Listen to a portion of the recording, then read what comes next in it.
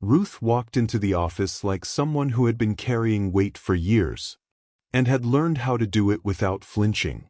Not because the weight was light, but because flinching wasted energy. People didn't greet her the way they greeted others.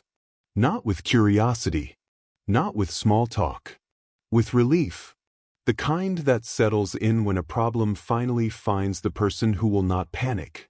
Someone called her name from the corridor. Ruth. She kept walking. You have a minute? Ruth didn't answer immediately. She never had to. Her body already turned toward the voice, instinctively, the way it always did. She listened while standing. Didn't interrupt. Didn't rush the explanation. She nodded once. Then said the sentence that held the building together. Okay, I'll handle it. It wasn't confidence. It wasn't arrogance. It was habit. She returned to her desk, set her bag down, and reached for her coffee. The cup was still warm. She hadn't taken a single sip. Her phone buzzed. Once. Then again. She glanced at the screen. A message from Amelia. Are you in? Before Ruth could respond, another message followed. Collins is asking for you again. Ruth exhaled slowly. Not annoyance. Recognition. She stood up before the coffee cooled further. The boss's door was half open. That was how Mr. Jonathan Collins operated. Always half open. Always half available. Always pretending the world wasn't leaning on someone else's spine. She knocked lightly. Ruth, Collins said without looking up from his screen. Close the door. She did. The click of the latch sounded louder than it should have. Collins finally lifted his eyes. You know why I trust you? He asked. Ruth didn't answer immediately. She knew this question. She gave a careful smile. The kind that didn't invite too much intimacy. Because you have good judgment, she said. Collins smiled faintly. No, he said. I trust you because you fix problems before they become headlines. The compliment landed with precision. Then he slid a file across the desk. No preamble. No explanation. We're restructuring the client handling process, he said. I need someone who won't make mistakes. Ruth picked up the file. She didn't ask why the team wasn't involved. She didn't ask why the task couldn't be shared. She didn't ask why it always landed on her desk. She already knew the answers. She simply nodded. Understood. Collins leaned back in his chair and studied her. Not openly. Not rudely. Just long enough to calculate something. As if measuring how much more weight she could take without breaking. Good, he said finally. I knew I could count on you. Ruth closed the file. She didn't thank him. She didn't smile. She walked out of the office already rearranging the day in her head. Moving meetings, shifting priorities, absorbing pressure that hadn't belonged to her 5 minutes earlier. Behind her, the door remained half open. Ahead of her, the office hummed as usual. No one noticed the transfer of burden. No one ever did. The office didn't run on systems. It ran on Ruth. A message request came in that evening. Ruth was already home. Shoes off. Laptop closed. The day finally behind her. She almost ignored the notification. Almost. The name stopped her. A name she hadn't seen in years. A name that belonged to another version of her life. Daniel Mercer. The message was short. Casual. Ruth, long time. I heard you're doing well. I could use 5 minutes. 5 minutes. That was how Trouble asked for permission. Ruth stared at the screen without opening the message fully. She knew this pattern. Requests never arrived loudly. They arrived politely. Softly. They borrowed familiarity to lower defenses. She locked her phone and set it aside. 5 minutes passed. Then 10. Then guilt arrived. Not as pressure, but dressed as decency. What if he really just needs help? What if ignoring him makes me the kind of person I don't want to be? Ruth unlocked the phone. She replied, "Hi Daniel. What's up?" The response came immediately. Too immediately. As if he had been waiting, watching the screen, rehearsing. He explained that he was trying to get back on his feet. That he had been applying everywhere. That nothing was working. He mentioned an opening at her company. Operations support. Not a senior role. Not power. Just access. He said he wasn't asking for a miracle. Just a referral. Ruth stared at the screen longer than she should have. She remembered him. Smart. Charming. Always convincing. Never fully stable. Always almost doing well. Always one opportunity away from fixing everything. He followed up quickly. He said he wasn't the same person from back then. That he was serious now. That he had learned.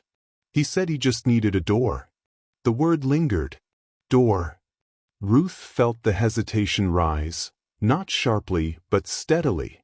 Not because she didn't want to help. Because she had helped people before. And some doors didn't stay open. Some doors swung back. Hard. She had learned that good intentions didn't protect fingers. Still, Daniel wasn't a stranger. He was history. Shared classrooms. Shared conversations. Shared years where everyone was still becoming something. He was a person she didn't want to abandon. She typed slowly. "Send me your CV." The reply arrived within a minute. Clean. Professional. Well formatted. Prepared. This wasn't desperation. This was strategy. Ruth read through it carefully. Nothing alarming. Nothing careless. Everything in place. Daniel knew what he was doing. And Ruth felt something settle in her chest. Not trust. Familiarity. Which often felt the same. Until it wasn't. Some doors don't look dangerous until you're standing in the doorway. 2 days later, Collins called Ruth again. The summons came without urgency. Which meant it mattered. She entered his office with the quiet readiness she had learned to carry everywhere. The door was half open as always. "This role," Collins said, eyes still on his screen. "We need someone competent. Not just present." Ruth nodded once. She reached into her folder and placed a single document on his desk. Daniel's CV. "I know someone," she said carefully. Collins picked it up. He didn't rush. He read the name first. "Mercer," he said aloud. Ruth watched his face, not for reaction but for calculation. "A former classmate," she added. "He's capable. He just needs a chance." Collins leaned back in his chair. His expression didn't change, but Ruth had worked with him long enough to recognize the pause. This wasn't hesitation. It was assessment. He was weighing risk the way accountants weigh loss. Quietly, without emotion. "Do you vouch for him?" Collins asked. The question landed heavier than it sounded. Not because it was unexpected. Because it was definitive. This wasn't casual curiosity. It wasn't procedural. It was a hook. Ruth felt her throat tighten. She understood the subtext immediately. This wasn't about Daniel. It was about her. Her judgment. Her reliability. Her history of fixing what others avoided. "Yes," she said. "I vouch for him." Collins nodded once. Not approval. Confirmation. "Then you'll sign as guarantor." The words were delivered plainly, like policy. Ruth's eyes lifted from the desk. "Is that necessary?" she asked. Not defensively. Just enough to test the boundary. Collins gave the half-smile of leadership. Friendly. Final. "It's standard," he said. "For certain access levels." Then he added, lightly, "If you trust him, you shouldn't mind." There it was. The sentence that closed the space for refusal. The trap wasn't set with force. It wasn't sprung with pressure. It was set with expectation. Expectation dressed as trust. Trust framed as loyalty. Ruth looked at the form. Her name already printed at the top. She hesitated, not long enough to be noticed. Because hesitation, in that room, was a language. She picked up the pen and signed. The ink dried faster than she expected. As she stood to leave, Colin spoke again. "I appreciate your judgment, Ruth," he said. "People like you keep companies alive." The compliment followed her out of the office. It settled in her ears like praise, like recognition, like something she had earned. She didn't realize yet that it was also a receipt, a quiet record of responsibility transferred. When you sign for someone, you don't just sign your name. You sign your future. Daniel started the following week. No announcement. No introduction. He simply appeared. Badge issued, desk assigned, system access granted. He arrived early, left late, spoke softly. He didn't rush to be noticed, which made people notice him. He was polite in a way that didn't ask for anything, efficient without showing off, quiet without being invisible. The kind of employee managers liked because he didn't create friction. The kind colleagues trusted because he didn't compete. The first time he addressed Ruth directly, he smiled and said, "Yes, ma'am." It was said jokingly. She laughed once, briefly, like a person who hadn't laughed freely in a long time. The sound surprised even her. Daniel smiled wider. Not pleased. Satisfied. One afternoon, Amelia leaned close to Ruth's desk. "Your guy is smooth," she whispered. Ruth didn't look up from her screen. "He's not my guy," she said, then paused. "He's just someone I helped." Amelia tilted her head slightly. Not disbelief. Curiosity. Ruth felt it immediately. She turned back to her work. Because explaining sounded like defending. And she was tired of defending things she hadn't done wrong. Daniel adjusted quickly. Too quickly. He learned internal processes faster than expected. Asked smart questions at the right times. Never asked the wrong ones. He volunteered to stay late. To assist. To observe. He never complained. Never demanded. Never crossed visible lines. But he watched. He watched how Ruth handled crises before they became reports. What Collins worried about but never documented. Which approvals were ceremonial. Which ones actually mattered. He learned where access lived. Which systems were protected. And which ones were left alone because everyone assumed someone else was watching them. And the system trusted Ruth. So it trusted anyone connected to her. Daniel didn't rush. He didn't need to. Because nothing looked wrong. Everything looked normal. Daniel didn't need to break the lock. He only needed to borrow the key. A small discrepancy appeared on a routine report. Not massive. Not screaming. Just wrong. Ruth saw it first. She always did. She stared at the screen longer than necessary, then rechecked the numbers. Once. Then again. Everything balanced. Everything aligned. And yet one entry sat slightly out of place. Like a sentence that made sense grammatically but not emotionally. Ruth stood up. Daniel's desk was only a few steps away. "Daniel," she said quietly. "This entry. Where did it come from?" Daniel looked up immediately. He didn't flinch. That was his gift. He rolled his chair back slightly, leaned toward the screen, and frowned with practiced concern. "Oh, that," he said. "I noticed it too." He tapped the table lightly as though recalling a harmless detail. "It's a timing issue," he continued smoothly. "The system posts early sometimes, then corrects itself later." Ruth didn't move. Her eyes stayed on him. "You're sure?" she asked. Daniel gave a small laugh. Not defensive. Not sharp. Friendly. "Ruth," he said, lowering his voice just a fraction. "If something was wrong, I'd tell you. He paused, then added softly, "You're the one who got me in here. I'm not trying to ruin anything." There it was. A rope made of gratitude. Not tight enough to feel like pressure.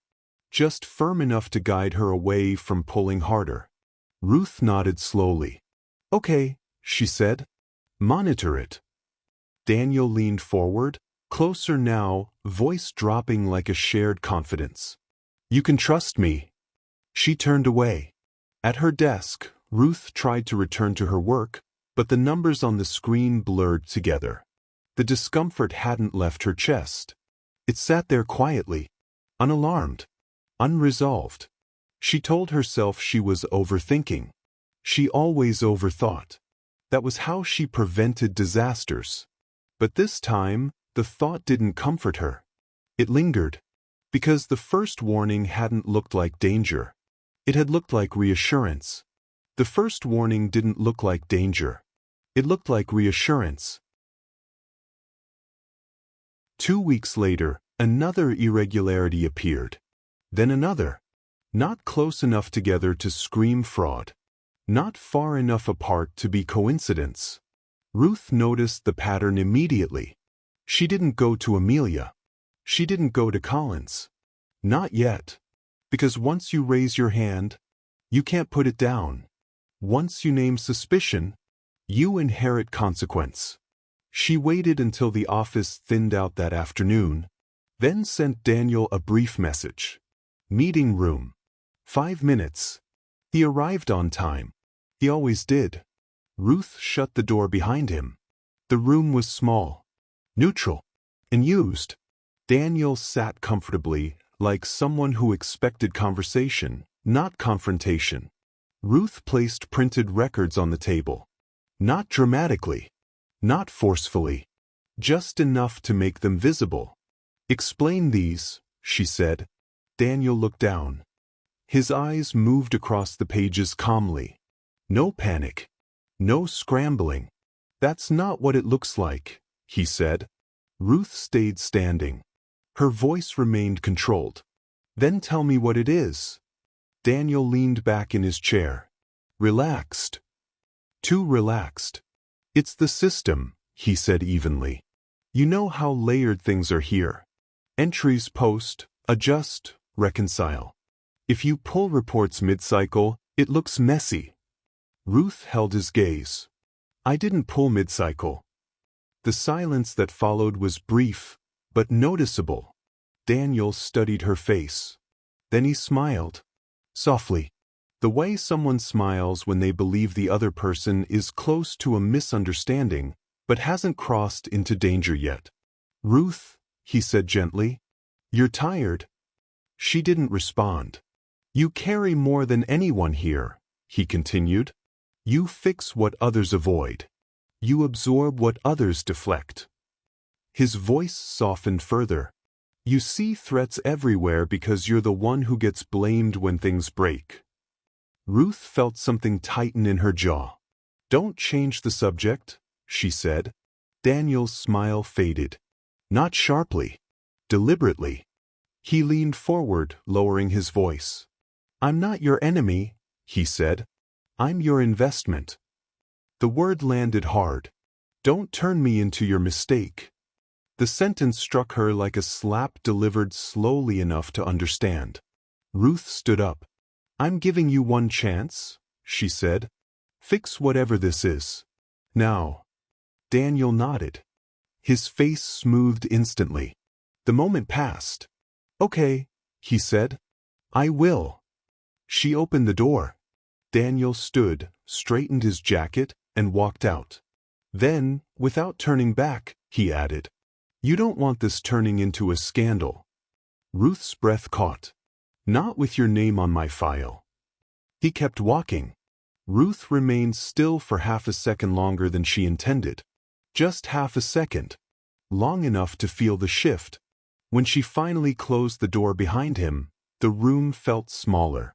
Colder. She gathered the papers and returned to her desk, but her hands moved more slowly now. The building sounded different. Phones rang. Keyboards clicked. Everything continued. But something had changed.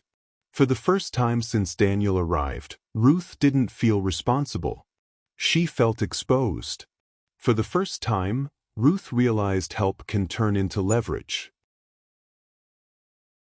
The next morning, Daniel didn't show up. At first, it meant nothing. People were late sometimes.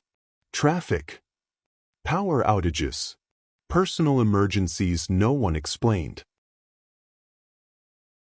Ruth noticed his absence the way she noticed everything else. Without alarm. She checked her email. Nothing. She checked her phone. No messages. She told herself she was reading into silence again. By mid-morning, she tried calling him. Once. The call rang. Then stopped. Voicemail. She tried again. Straight to voicemail. She didn't leave a message. She told herself she would try later. By 10 o'clock, Amelia stopped by her desk. Daniel's not around yet, she said casually. Did he say anything to you? Ruth shook her head. No. Amelia lingered for half a second longer than usual. Then walked away. By noon, HR called. Not urgently. Not accusingly. Just checking. Ruth, the voice said, Daniel Mercer hasn't clocked in today. Do you know where he is? Ruth's mouth went dry. No, she said. The words sounded different this time. Shorter. Heavier. After the call ended, Ruth sat still for a moment longer than necessary. She stared at her screen. Unread messages. Routine requests. Normal work continuing without pause. Daniel's desk remained empty. His chair pushed in neatly. His monitor dark. By mid-afternoon, IT sent a quiet alert. Unusual access logs. Nothing dramatic. Just activity outside standard hours. After-hours system movement. Data touched where it shouldn't have been. By early evening, finance escalated. Not to Ruth. To Collins. The office atmosphere shifted subtly. Conversations lowered. Footsteps slowed. Doors closed more often. By nightfall, the word fraud began moving through the building. Not spoken loudly. Not confirmed. It traveled the way smoke does. Invisible at first. Then unmistakable. Ruth stayed at her desk long after everyone left. She didn't turn on the overhead light. She didn't open new files. She stared at her inbox. Empty. No resignation email. No explanation. No apology. She didn't wonder what had happened. She already knew. Daniel hadn't disappeared accidentally.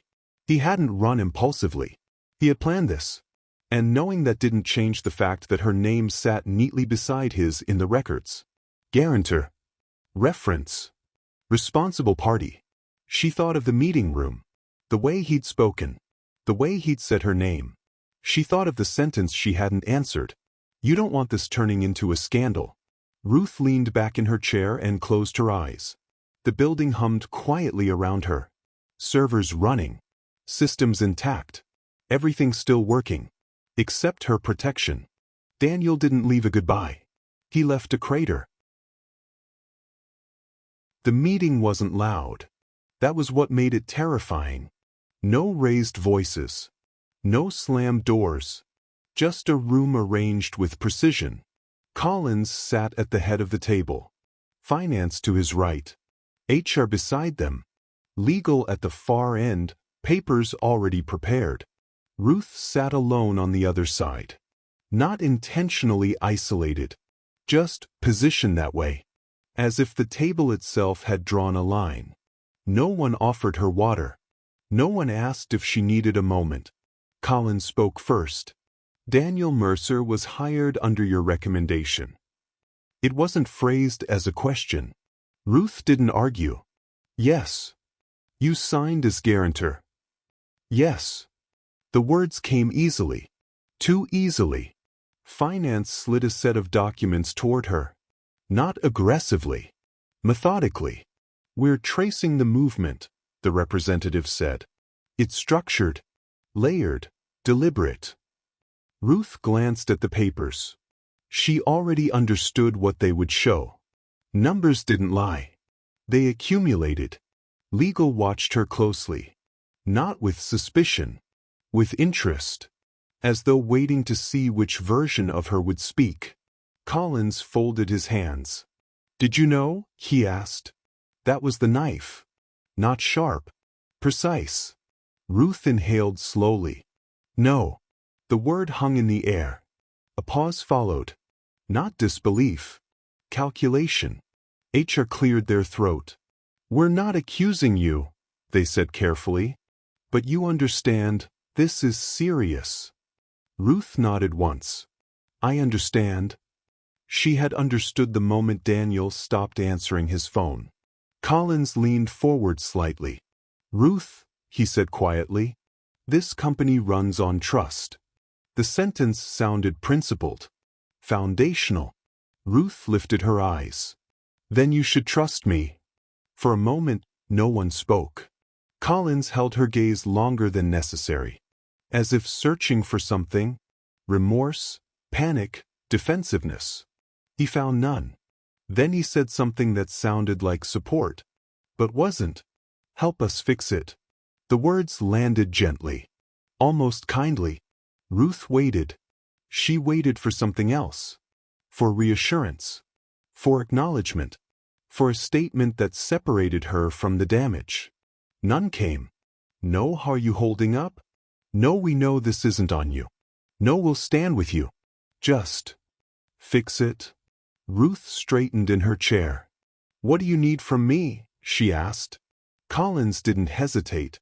"A resolution," he said. "Fast." Finance nodded. Legal made a note. The meeting ended as quietly as it had begun. Chairs moved back. Papers were gathered. Ruth stood alone for a moment after everyone else left. The room felt larger now. Colder. She realized then that she hadn't been called in to be protected. She had been called in to be useful. In the moment Ruth needed support, the system asked for repair. Legal presented the options. Not dramatically. Not apologetically. Just neatly. Insurance wouldn't cover the full loss. The exposure was too internal. Too procedural. Too avoidable on paper. Finance spoke next. The company needed repayment to stabilize the accounts. Quietly. Before external eyes started asking questions. No one said the words, "This is your fault." They didn't have to. Instead, they said something more precise. "You're the only one positioned to make this right without public damage." Ruth understood the language immediately. She had spoken it for years. Make this right meant carry it. Absorb it. Contain it. She sat very still. "How much time?" she asked. Finance answered without hesitation. 6 months. The number landed heavily. Not because it was long. Because it was specific. Ruth swallowed. "That's impossible." Legal adjusted their papers. "Not if you liquidate." The word entered the room quietly. Liquidate. Not sell things. Not reorganize. Erase. There it was. The truth beneath the civility. Ruth didn't cry. She didn't raise her voice. She didn't beg for reconsideration. She had learned long ago that emotion didn't soften systems. She asked one question instead. "If I do this," she said, "what happens to my name?" The room paused. Collins answered, "Your name stays intact." No promise of gratitude. No guarantee of protection. Just survival. Ruth nodded slowly. The meeting ended shortly after. No one followed her out. No one checked in. That night, Ruth went home alone. She didn't turn on the lights immediately. She sat on the edge of her bed and opened her laptop. Then her bank app. She stared at the numbers she had built over years. Money saved by restraint. By discipline. By saying no when others said yes. Emergency money. Future money. Soft life money she had never allowed herself to touch. She calculated. Once. Twice. Again. The numbers didn't lie. 6 months was possible. Barely. She closed the app. And did what she had always done. She solved a problem that would quietly destroy her. Ruth didn't agree because she was guilty. She agreed because she was responsible. Ruth called her sister that evening. Not for money. For presents. She paced slowly while the phone rang, stopping only when Esther answered. On the third ring. "Hey," Esther said, bright. "I've been meaning to call you." Ruth didn't return the energy. "Are you home?" she asked quietly. The pause. "Why?" Esther replied. Ruth hesitated. She almost lied. Instead, she tried honesty. "I'm going through something," she said. I need you." There was another pause. Softer this time. Esther's voice shifted, sliding naturally into sympathy. "Oh, I'm so sorry. Is it work?" Ruth closed her eyes. "Yes." She leaned against the wall as memories rose uninvited. The nights she had rushed over when Esther's babysitter canceled. The weekends she'd spent driving across town because one of the kids had a fever. The school fees she'd covered quietly when Esther's account came up short. The groceries she'd dropped off without announcing. The emergencies she had absorbed without record. Esther exhaled on the other end of the line. "I wish I could come," she said. "I really do." Ruth waited. "But you know my situation right now," Esther continued. "The kids and everything. This week is impossible." Ruth stared at the wall. She didn't argue. She didn't remind Esther of the times she'd rearranged her life to be available. She tried again, smaller this time. "I don't need you to fix it," Ruth said. "I just need you to be here." Esther lowered her voice, as if volume could substitute for action. "I'm with you in spirit," she said gently. The words landed wrong. They always did. Ruth didn't reply immediately. Because spirit was cheap. Because presence was what cost. Esther filled the silence quickly. "Call me anytime, okay?" she added. "You know I'm here for you." Ruth swallowed a bitter laugh before it could escape. "Okay," she said. They ended the call. Ruth remained standing long after the screen went dark. She thought of all the times she had shown up without being asked. All the times she had stayed late, driven farther, paid more. All the sacrifices she had framed as family. Tonight she had asked for one night. Just one. And even that was too much. She sat down slowly, feeling the weight settle deeper. The person she carried for years couldn't carry her for one night. At work, Amelia moved differently around Ruth now. Not hostile. Careful. She stopped lingering at Ruth's desk. Stopped sharing updates in half sentences. Stopped rolling her chair over during quiet moments. It was subtle. But Ruth noticed. She always noticed. Meetings ended faster. Emails grew more formal. Conversations redirected themselves mid-sentence. As if Ruth had become porous. Something that could leak. One afternoon, Ruth closed her laptop and spoke before she could talk herself out of it. "Are you avoiding me?"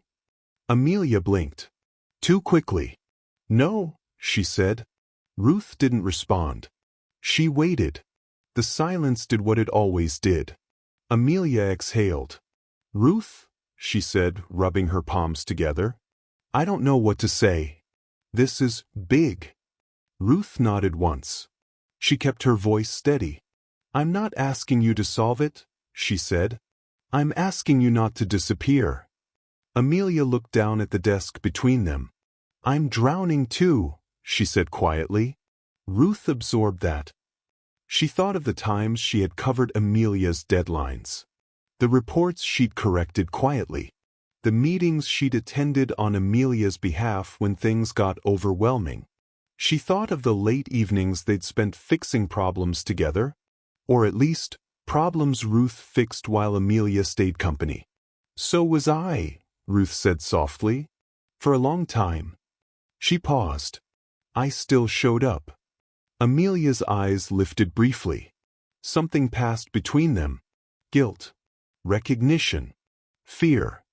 Then Amelia looked away again. I can't get pulled into this, she said. I can't be tied to it. The words were gentle.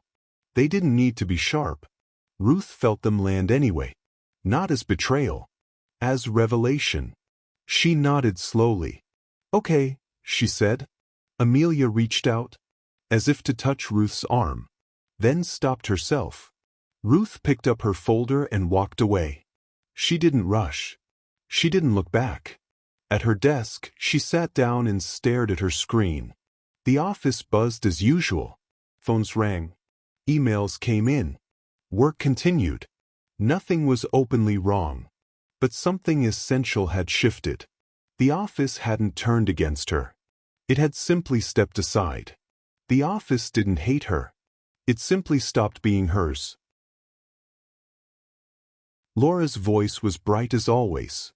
Ruth, babe, where have you been? The cheerfulness arrived intact, untouched by circumstance. Ruth almost laughed. Almost. I need a favor, Ruth said. The sentence came out smaller than she expected. Laura's tone shifted into playful suspicion. Money, she teased. Because I'm broke. Ruth swallowed.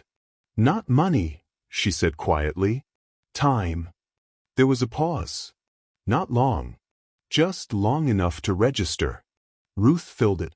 Can you stay with me this weekend? She asked. Or let me stay with you. She hesitated, then added. I just need noise. Company.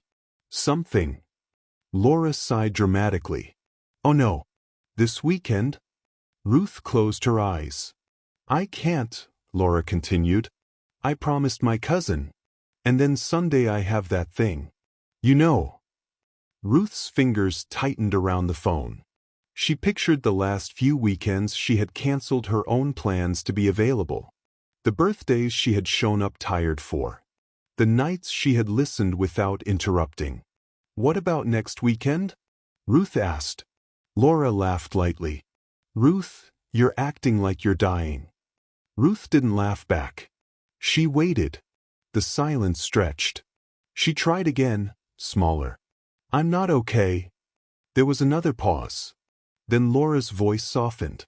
But it didn't deepen. She said. Work stress. Ruth stared at the ceiling. Ruth, you always do too much, Laura continued. Just rest, sleep, watch something. The words were familiar. Comforting. Empty. That's not what I asked, Ruth said quietly. Laura rushed to fill the space with warmth that didn't cost her anything. You know I love you, she said quickly. But I can't just drop everything. She laughed again. It's not that deep. The sentence landed heavier than anything else she'd said. Not that deep. The phrase people used when pain asked for rearrangement. When grief wanted space. When need required sacrifice. Ruth closed her eyes. Okay, she said. Laura hesitated, sensing something. Don't be like that, she added. Call me later, okay? I'm heading out. The call ended. The room went quiet. Ruth remained where she was. Phone still in her hand. She didn't cry. She didn't feel the sharpness she had expected. Instead, something settled. Slowly. Not sadness. Clarity. She replayed the conversation in her mind, not to torture herself, but to understand it. Laura hadn't meant to hurt her. That was the truth.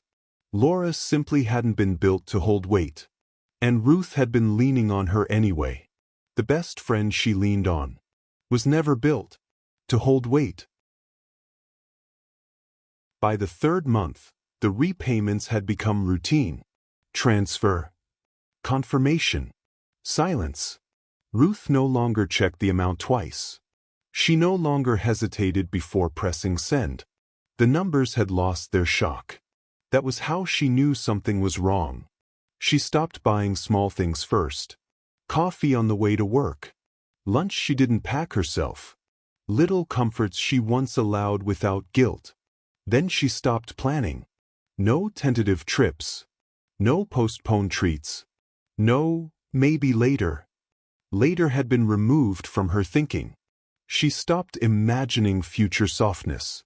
Everything extra, every spare coin, went into a hole she hadn't dug. A hole with no visible bottom. She worked harder. Not because she wanted to impress anyone. Not because she believed effort would be rewarded.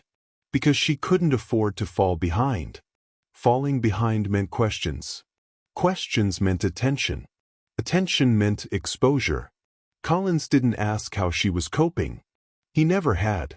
He asked one question. Are we on track? Ruth answered the way she always did. Yes. Yes kept her employed. Yes kept her name intact. Yes kept the company stable. Yes kept the story clean. She began arriving earlier. Leaving later. Fixing problems before they had names. Her body adjusted to the strain the way bodies always do. Quietly until they don't. She slept less. Ate mechanically. Her reflection looked thinner, but not weaker. Just tighter. One evening, while reviewing another transfer confirmation, something shifted. Not sharply. Clearly. Ruth realized no one had ever asked how she was managing this. No one had offered to share the load. No one had even suggested an alternative. And that realization carried an echo. She traced it backward. Through years of covering gaps. Absorbing pressure. Fixing mistakes she hadn't made. She saw the pattern. She had been saving everyone alone for years. And now, when she needed saving, there was no one left to step in. She closed the banking app and sat still. The room was quiet. Not peaceful. Just empty. The repayment wasn't only money. It was Ruth's life being spent quietly. Near the end of the 4th month, Collins called her in. The request came without urgency, which meant it was deliberate. When Ruth entered his office, she noticed immediately that he didn't offer a seat. He never did when the conversation was business-heavy. She remained standing. Collins looked up from his desk. "I want to acknowledge your professionalism," he said. The phrase sounded official. Scripted. Ruth waited. Collins leaned back slightly. "A lot of people would have fallen apart," he continued. The pause before the last 2 words was measured. Ruth nodded once. She didn't correct him. She didn't say she had fallen apart, just quietly, where no one could see. Collins shifted, as though searching for something more human to add. Then he offered the closest thing to kindness he had. "Once this is completed," he said, "we'll move forward." Ruth looked at him. "Move forward," she repeated. Not accusing. Clarifying. Collins blinked. He hadn't expected the echo. "Yes," he said. "We'll stabilize." The word landed wrong. Stabilize. Ruth understood then. The company didn't see what she had done as sacrifice. It saw it as an operational choice. A cost absorbed. A risk mitigated. A problem contained. Operational choices didn't require gratitude. They didn't demand memory. They were forgotten once they worked. Ruth felt the final layer peel away. This wasn't betrayal. It was alignment. The system had behaved exactly as it was designed to. She had simply mistaken usefulness for belonging. She nodded again. "Understood," she said. Collins gave a satisfied nod. The meeting ended. As Ruth walked out, she felt lighter. Not relieved. Unburdened by illusion. Collins didn't betray Ruth. He just proved the company never loved her. Only her usefulness. Ruth stopped overfunctioning. Not suddenly. Not dramatically. Quietly. She stopped answering questions that weren't hers to answer. Stopped anticipating problems before they became requests. Stopped filling silence with solutions. She arrived on time. She left on time. She did her work. Only her work. Meetings began to feel different.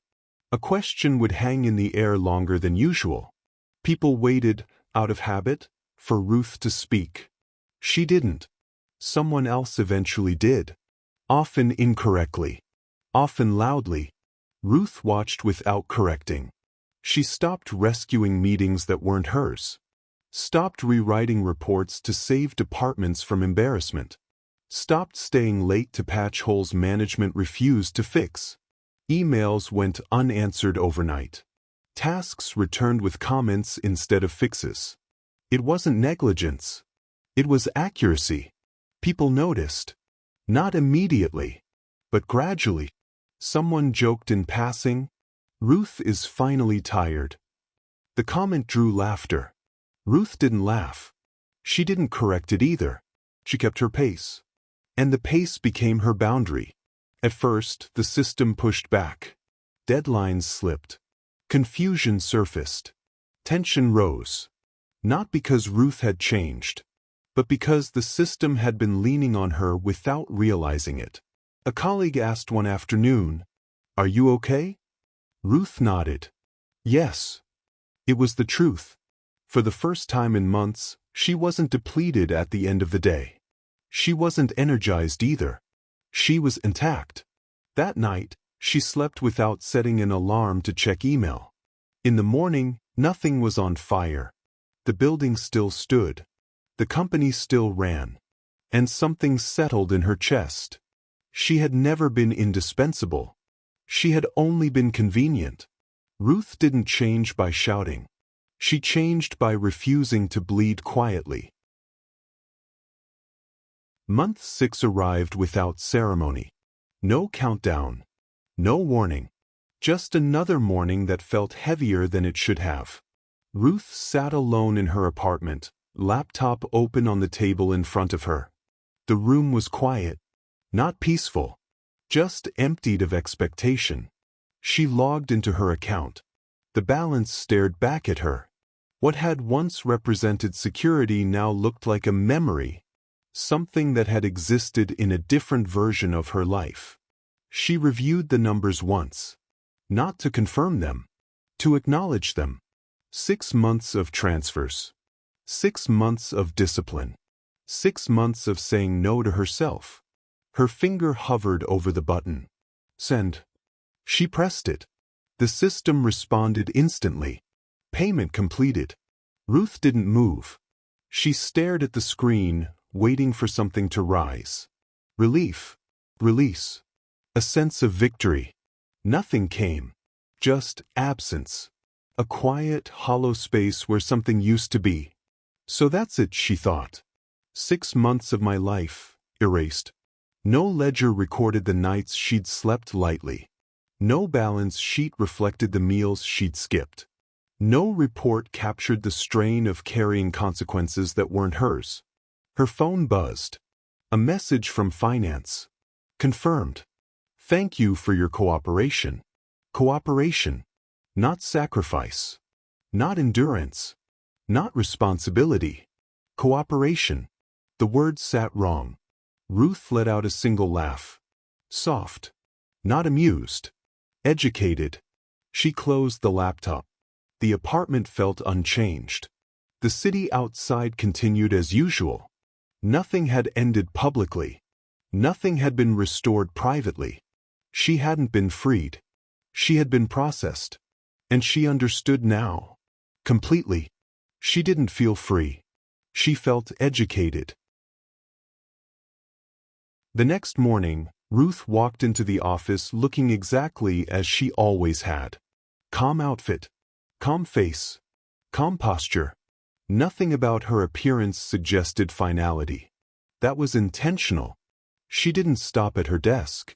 Didn't open her laptop. Didn't greet anyone beyond a brief nod. She went straight to Collins. His assistant looked up in mild surprise. "Ruth." "I need a moment," Ruth said. The assistant hesitated, then pressed the intercom. "Mr. Collins, Ruth is here."